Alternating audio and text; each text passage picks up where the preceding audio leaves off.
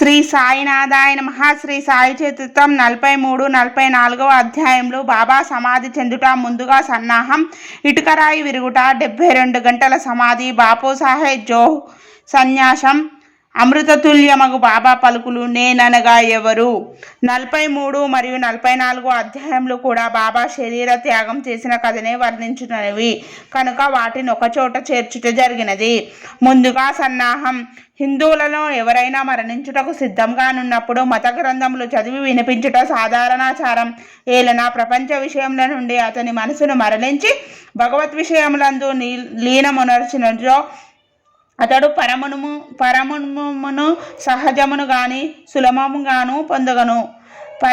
పరీక్ష మహారాజు బ్రాహ్మణ ఋషులచే శపింపబడి వారం రోజుల్లో చనిపోవట సిద్ధంగానున్నప్పుడు గొప్ప యోగి యగు శుకుడు భగవతా పురాణమును ఆ వారంలో బోధించను. ఈ అభ్యాసం ఇప్పటికీ అలవాటులో ఉన్నది. చనిపోవుటకు సిద్ధంగానున్న వారికి గీత, భాగవతం మొదలగు గ్రంథములు చదివి వినిపించెదరు.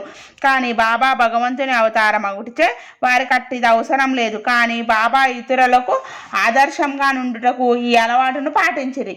త్వరలోనే దేహత్యాగం చేయుచున్నానని తెలియగానే వారు వజేయును అతనిని పిలిచి రాజవిజయం గ్రంథమును పారాయణం చేయమనిరి. అతడు వారంలో గ్రంథం ఒకసారి పఠించను. తిరిగి దాన్ని చదువుమని బాబా ఆజ్ఞాపించగా అతడు రాత్రింపగలు దాన్ని చదివి 3 దినంలో 2వ పారాయణం పూర్తి చేశాను. ఈ విధంగా 11 దినములు గడిచాను. అతడు తిరిగి 3 రోజులు చదివి అలసిపోయాను. బాబా అతనికి సెలవిచ్చి పొమ్మనెను. బాబా నెమ్మదిగా నుండు ఆత్మానుసంధానంలో మునిగి చివరి క్షణముకై ఎదురు చూచుచుండిరి. 2-3 దినముల ముందు నుండి బాబా గ్రామం బయటకు పోవుట, భిక్షాటనం చేయుట మొదలగునవి మాని మసీదులో కూర్చుండిరి. చివరి వరకు బాబా చైతన్యంతో నుండని అందరినీ ధైర్యంగా ఉండమని సలహాలిచ్చిరి. వారెప్పుడు పోయిదరో ఎవరికి తెలియనియలేదు. ప్రతిదినం కాకాసాహెబ్ దీక్షిత్, రీమాన్ బూటీ వారితో కలిసి మసీదులో భోజనం చేయుచుండివారు. ఆనాడు 1918 అక్టోబర్ 15వ తారీఖు హారతి పిమ్మట వారిని వారి బసలకు పోయి భోజనం చేయమన్రి. ఆయనను కొంతమంది లక్ష్మీబాయి చిందే, బాగోజీ సిందే, బాయిజీ, లక్ష్మీ, బాలాషిఫీ, నానాసాహెబ్ నిమన్కర్ అక్కడనే ఉండిరి. దిగుగా మెట్ల మీద షామియా కూర్చొని ఉండెను. లక్ష్మీబాయి చిందేకు 9 రూపాయల ధ్యానం చేసిన పిమ్మట బాబా కాస్తలం మసీదు బాగాలేదనియు అందుచేత తనను రాతితో కట్టిన బూటీ మేడలోనికి తీసుకుపోయిన అచట బాగుండుననియు చెప్పాను. ఈ తుది పలుకు లాడుచు బాబా బాయిచిపై తాత్యాకోత్యాపై ఒరికి ప్రాణములు విడిచాను. బాగోజీ దీనిని కనిపెట్టుకొని దివుగా కూర్చొని ఉన్న నానాసాహెబ్ నిమన్కర్కు ఈ సంగతి చెప్పాను. నానాసాహెబ్ నీళ్లు తెచ్చి బాబా నోటిలో పోసాను. అవి బయటికి వచ్చాను. అతడు బిగ్గరగా ఓ దేవా అని అర్చను. అంతలో బాబా కళ్ళు తెరిచి మెల్లగా అనెను. బాబా తమ భౌతిక శరీరాన్ని విడిచిపెట్టినని తెలిసిపోయెను. బాబా సమాధి చెందినని సంగతి షిరిడి గ్రామంలో కారు చిచ్చవలే వ్యాపించను. ప్రజలందరూ, స్త్రీలు, పురుషులు, బిడ్డలు మసీదుకు పోయి ఏడవసాగిరి. కొందరు బిగ్గరగా ఏడ్చిరి, కొందరు వీధులలో ఏడ్చుచుండిరి, కొందరు తెలివి తప్పిపడిరి. అందరి కండ్ల నుండి నీళ్లు కాలువల వలె పారుచుండను. అందరూ విచారగ్రస్తులయ్యిరి. కొందరు సాయిబాబా చెప్పిన మాటలు జ్ఞాపకం చేసుకొని మొదలుడిరి. ముందు 8 ఏళ్ల బాలునిగా ప్రత్యక్షమయ్యేదని బాబా తమ భక్తులతో చెప్పిరని ఒకరనిరి. ఇవి యోగీశ్వరుని వ్యాక్కులు కనుక ఎవ్వరూ సందేహింపనక్కర్లేదు. ఏలన కృష్ణావతారంలో శ్రీ మహావిష్ణువుని కార్యమే ఉనర్చును. సుందర శరీరంతో ఆయుధములు గల చతుర్భుజములతో శ్రీకృష్ణుడు దేవికి కారాగారమున 8 ఏళ్ల బాలుడుగానే ప్రత్యక్షమైను. ఆ అవతారమున శ్రీకృష్ణుడు భూమి భారమును తగ్గించను. ఈ అవతారం సాయిబాబా భక్తుల నుద్ధరించుటకై వచ్చినది కనుక సంశయింప కారణమేమున్నది. యోగులు చూడ లగ్య గోచరములు. సాయిబాబాకు తమ భక్తులతోడి సంబంధం ఇంకొక జన్మతోడిదే కాదు, అది గడచిన 72 జన్మల సంబంధం. ఇట్టి ప్రేమ బంధములు కలిగించిన ఆ మహారాజ్ సాయిబాబా ఏ చోటకో పర్యాటనకై పోయినట్లని పిచ్చుట వలన వారు శిష్టంగానే తిరిగి వత్తురని దృఢ విశ్వాసం భక్తులకు గలదు. బాబా శరీరం ఎట్లు సమాధి చేయవలనన్న విషయం గొప్ప సమస్య అయ్యను. కొందరు మహమ్మదీయులు బాబా శరీరం ఆరు బయట సమాధి చేసి దానిపై గోరీ కట్టవలనన్రి. కుశల్ చంద్, అమీర్ శంకర్ కూడా ఈ అభిప్రాయంనే వెళ్ళిబుచ్చిరి. కానీ రామచంద్ర పాటిల్ అను గ్రామమున గ్రామంలోని వారందరితో నిశ్చితమైన దృఢ కంఠస్వరంతో, మీ ఆలోచన నాకు సమ్మతం కాదు. బాబా శరీరం రాతవాడులో పెట్టవలసినదే అనను. అందుచే గ్రామస్తులు 2 వర్గాలుగా విడిపోయి ఈ విధంగా 36 గంటలు గడిపిరి. బుధవారం ఉదయం గ్రామంలోని జ్యోతిష్యుడును శామ్య మేనమామయ్యగు లక్ష్మణ్ మామ జోషికి బాబా స్వప్నంలో కనిపించి చెయ్యి పట్టి లాగెను. త్వరగా లెమ్ము, బాపు సాయం నేను మరణించితననుకొనుచున్నాడు. అందుతే అతడు రాడు, నువ్వు పూజ చేసి కాకడ హారతి ఇమ్ము. లక్ష్మణ్ మామ సనాతనాచార పరాయణుడైన బ్రాహ్మణుడు. ప్రతిరోజు ఉదయం బాబాను పూజించిన పిమ్మట తక్కిన దేవతలను పూజించుచుండేటివాడు. అతనికి బాబా యందు పూర్ణ భక్తి విశ్వాసములుండెను. ఈ దృశ్యంను చూడగానే పూజా ద్రవ్యముల పల్లెను చేత ధరించి మల్వాలి ఆటంకపరుచుచున్నను. పూజను హారతిని చేసి వేయిపోయాను. మిట్ట మధ్యాహ్నం బాబు సాహెబ్ జో పూజా ద్రవ్యములతో అందరితో మామూలుగా వచ్చి మధ్యాహ్న హారతి నెరవేర్చను.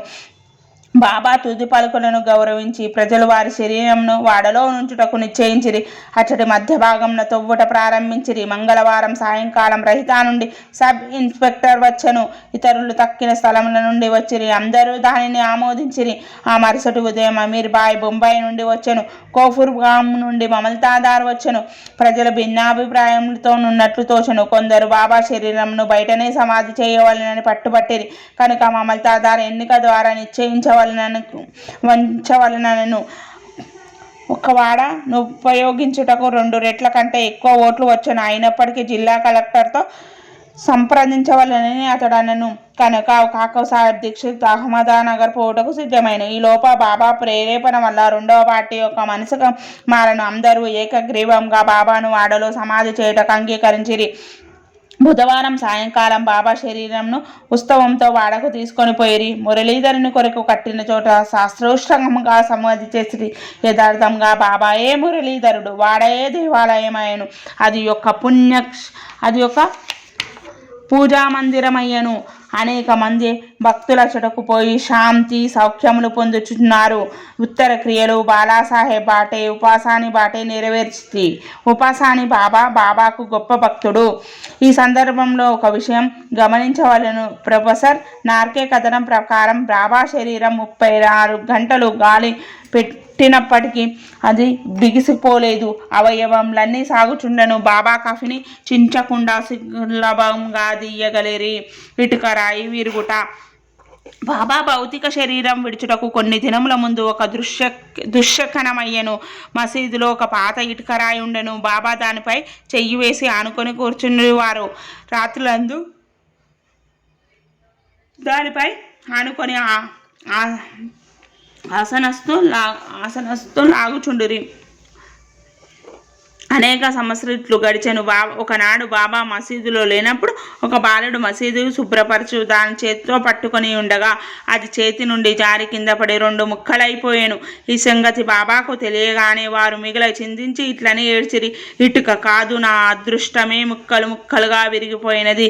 అది నా జీవితం తోడు నీడ. దాని సహాయం వల్లనే నేను ఆత్మానుసంధానం చేయుచుండేటి వాడను. నా జీవితం అందు నాకెంత ప్రేమయో దాని అందు నాకంత ప్రేమ. ఈరోజు అది నన్ను విడిచినది. ఎవరైనా ఒక ప్రశ్న అడగవచ్చును, బాబా నిర్వీర్యమగు ఇటుక కోసం ఇంత విచారపడనిలా. అందులకు హేమపాండితిట్లు సమాధానం ఇచ్చును. యోగులు బీదవారికి నిస్సహాయులకు సహాయం చేయటకే అవతరించరు. వారు ప్రజలతో కలిసి మొసలుచున్నప్పుడు ప్రజల వలె నటింతురు. వారు మనవలే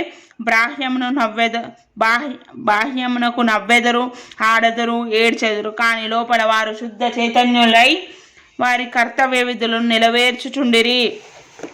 72 గంటల సమాధి.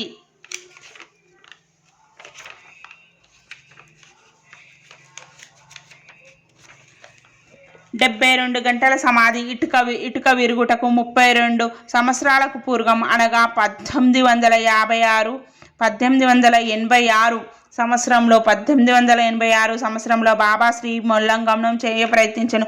ఒక మార్గశీర పౌర్ణమి నాడు బాబా ఉబ్బసం వ్యాధితో మిక్కిలి బాధపడుచుంటాను. దాన్ని తప్పించుకొనుటకై బాబా తన ప్రాణమును పైకి తీసుకొని పోయి సమాధిలో నుండవలననుకొని భక్త మహర్షితో ఇట్లండ్రి, నా శరీరం 3 రోజుల వరకు కాపాడుము. నేను తిరిగి వచ్చినట్లయితే సరే, లేని ఎడల నా శరీరం ఎదురుగానున్న ఖాళీ స్థలంలో పాతిపెట్టి గుర్తుగా 2 జెండాలను పాతుము అని స్థలమును చూపిరి. ఇట్లంచు రాత్రి 10 గంటలకు బాబా క్రింద కూలెను. వారి ఊపిరి నిలిచిపోయెను. వారి నాడి కూడా ఆడకుండెను. శరీరంలో నుండి ప్రాణం పోయినట్లుండెను. ఊరి వాదందరూ అచ్చడి చేరి న్యాయ విచారణ చేసి బాబా చూపిన స్థలంలో సమాధి చేయడకు నిశ్చయించిరి. కాని మహల్పతి అడ్డగించను. తన ఒడిలో బాబా శరీరం ఉంచుకొని 3 రోజులు అట్లే కాపాడుచూ కూర్చుండెను. 3 దినముల పిమ్మట తెల్లవారుజామున 3 గంటలకు బాబా శరీరంలో ప్రాణం ఉన్నట్లు కనిపించెను. ఊపిరాడ ఆరంభించను. కడుపు కదిలెను. కళ్ళు తెరచెను. కాళ్ళు చేతులు సాగదీచు బాబా లేచెను. దీన్ని బట్టి చదువురు ఆలోచించవలసిన విషయమేమనా, బాబా 3 మూరల శరీరం లేక లోపలున్న ఆత్మయ. పంచభూతకమయు శరీరం నాశమగును. శరీరం అశ్వాశ్వతము గాని లోనున్న ఆత్మ పరమ సత్యం, అమరం, శాశ్వతం. ఈ శుద్ధ సత్యయే బ్రహ్మ్యం. అది ఏ పంచేంద్రియములను మనసును స్వాధీనమందుంచుకున్నది, పరిపాలించినది. అది ఏ సాయి. అది ఏ ఈ జగత్తునందు గల వస్తువులన్నిటినీ వ్యాపించి ఉన్నది. అది లేని స్థలం లేదు. అది తాను సంకల్పించుకున్న కార్యమును నెరవేర్చుటకు భౌతిక శరీరం వహించను. దాన్ని నెరవేర్చిన పిమ్మట శరీరంను విడిచను. సాయి ఎల్లప్పుడూ ఉండువారు. అట్లనే పూర్వం గానాపురంలో వెలిసిన దత్తదేవుని అవతారమగు శ్రీ నరసింహ సరస్వతియు వారు సమాధి చెందుట బాహ్యమునకే గాని సమస్త చైతన్యములందు కూడా చైతన్యములందు కూడా నుండి వానిని నియమించువారును పరిపాలించువారును వారే. ఈ విషయం ఇప్పటికీ సర్వస్వ శరణాగతి చేసిన వారికి, మనస్ఫూర్తిగా భక్తితో పూజించిన వారికి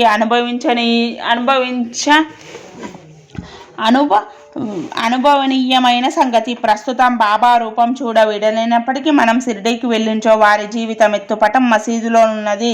దీన్ని షామ్యారావు జయేష్కర్ అను గొప్ప చిత్రకారుడు, బాబా భక్తుడు వ్యాసి ఉన్నాడు. భావకుడు భక్తుడు నైన ప్రేక్షకుని ఈ పటం ఈనాటికి బాబాను భౌతిక శరీరంతో చూసినంత తృప్తి కలుగచేయను. బాబాకు ప్రస్తుతం భౌతిక శరీరం లేనప్పుడు వారక్కడనే కాక ప్రతి చోటును నివసించును. పూర్వం వలనే తమ భక్తుల మేలు చేయుచున్నారు. బాబా వంటి యోగులు ఎవరు మరణించరు. వారు మానవుల వలె కనిపించినను నిజంగా వారే దైవం. బాపు సాహెబ్ జోగు సన్యాసం పుచ్చుకున్న కథలో హేమపాండిత్ ఈ అధ్యాయంను ముగించుచున్నారు. సకారం వారిపురం బాపు సాహెబ్ జోగ్ పూణే నివాసి అగు సుప్రసిద్ధ వార్కారి విష్ణుబువా జోగ్ గారికి చిన్నాయన. 1909వ సంవత్సరంన సర్కారు ఉద్యోగం నుండి విరమించిన తర్వాత పీడబ్ల్యూడి సూపర్వైజర్ భార్యతో షిరిడీకి వచ్చి నివసించుచుండెను. వారికి సంతానం లేకుండెను. భర్తలు బాబాను ప్రేమించి బాబా సేవ ఎందే కాలమంతయు గడుపుచుండిరి. మేఘశ్యాముడు చనిపోయిన పిమ్మట బాపు సాహెబ్ జోగ్ మసీదులోను చావల్లోను కూడా బాబా మహాసమాధి పొందే వరకు హారతిచ్చుచుండెను. అదియును కాక ప్రతిరోజు సాటేవాడలో జ్ఞానేశ్వర్యు ఏకనాథ భాగవతమును చదివి వినవచ్చిన వారందరికీ బోధించుచుండెను. అనేక సంవత్సరాలు సేవ చేసిన పిమ్మట జోగ్ బాబాతో, నేను ఇన్నాళ్ళు నీ సేవ చేసి నా మనసు ఇంకనూ శాంతం లేదు. యోగులతో సహవాసం చేసినను నేను బాగు కాకుండాటకు కారణమేమి, ఎప్పుడు కటాక్షించదవు అనను.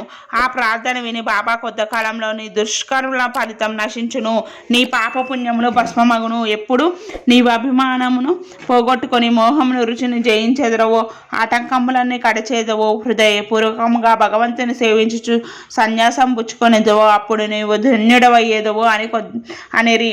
కొద్ది కాలం పిమ్మట బాబా పలుకులు నిజమయ్యను. అతని భార్య చనిపోయిన అతనికి ఇంకొక అభిమానం ఏదియూ లేకుండాచే అతడు స్వేచ్ఛాపరుడై సన్యాసమును గ్రహించి తన జీవిత పరమావధిని పొందెను. అమృతతుల్యమగు బాబా పలుకులు దయా దాక్షిణ్యమూర్తి అగు సాయిబాబా పెక్కుసార్లు మసీదులో ఈ దివ్య మధుర వాక్యములు పలికిరి. ఎవరైతే నన్ను ఎక్కువగా ప్రేమించెదరో వారు ఎల్లప్పుడూ నన్ను దర్శించెదరు. నేను లేక ఈ జగత్తు వానికి శూన్యం. నా కథలు తప్ప మరేమీ చెప్పడు. సదే నన్నే ధ్యానం చేయును. నా నామమునే ఎల్లప్పుడూ జపించుచుండును. ఎవరైతే సర్వస్వ శరణాగతి చేసి నన్నే ధ్యానించురో వారికి నేను రుణస్థుడను. వారికి మోక్షంనిచ్చి వారి రుణం తీర్చుకొనెదను. ఎవరైతే నన్నే చింతించుతూ నా గురించి ఏ దీక్షతో నుందురో, ఎవరైతే నాకు అర్పించినది ఏమీ తినరో అట్టి వారిపై నేను ఆధారపడి ఉందును. ఎవరైతే నా సన్నిధానమునకు వచ్చెదరో వారు నదీ సముద్రంలో కలిసిపోయినట్లు నాలో కలిసిపోయిదురు. కనుక నీ గర్వం అహంకారం లేశములైనా లేకుండా నీ హృదయంలోనున్న నన్ను సర్వస్వ శరణాగతి వీడవలను. నేననగా ఎవరు సాయిబాబా ఎన్నిసార్లు బోధించిరి వారిట్లండి. నన్ను వెతుకుడకు నువ్వు దూరం కానీ మరెచ్చటకు కానీ పోనక్కరలేదు. నన్ను వెతుకుడకు దూరం కానీ మరెచ్చటకు కానీ పోనక్కరలేదు. నీ నామం నీ ఆకారం విడిచినచో నీలోనే కాక అన్ని జీవుల్లోనూ నీ చైతన్యం లేదా ఆత్మ అంతరాత్మ అని ఒకటి ఉండును. అదే నేను. దీనిని నువ్వు గ్రహించి నీలోనే కాక అన్నిటిలోనూ నన్ను చూడుము. దీనిని నీవు అభ్యసించిన సర్వవ్యాప్యకృత అనుభవించి నాలో ఐక్యం పొందదువు. హేమ పాండిత్ చదువులకు ప్రేమతో నమస్కరించి వేడేదేమనగా వారు వినయ విధేయులతో దైవమును యోగులను భక్తులను ప్రేమింతురుగాక. మనం పెక్కుసార్లు ఎవరైతే ఇతరులను నిందించెదరో వారు నన్ను హింసించిన వారగుదురు. ఎవరైతే బాధలనుభవించెదరో ఓర్చుకుందరో వారు నాకు ప్రీతి కూర్చెదరు అని చెప్పిరి గదా. బాబా సర్వ వస్తు జీవ సముదాయములలో నైక్యమై ఉన్నారు. భక్తులకు నలుపక్కల నిలిచి సహాయపడతారు. సర్వజీవులను ప్రేమించుటకు తప్ప వారు మరేమీ కోరరు. ఇట్టి శుభమైన పరిశుభ్రమైన అమృతం వారి పెదవుల నుండి స్రవించుచుండను. హేమంత్ పండిత్ ఇట్లు ముగించుచున్నారు. ఎవరు బాబా కీర్తిని ప్రేమతో పాడదరో, ఎవరు దానిని భక్తితో వినదరో ఉభయంలో శైలిలో ఐక్యమగును.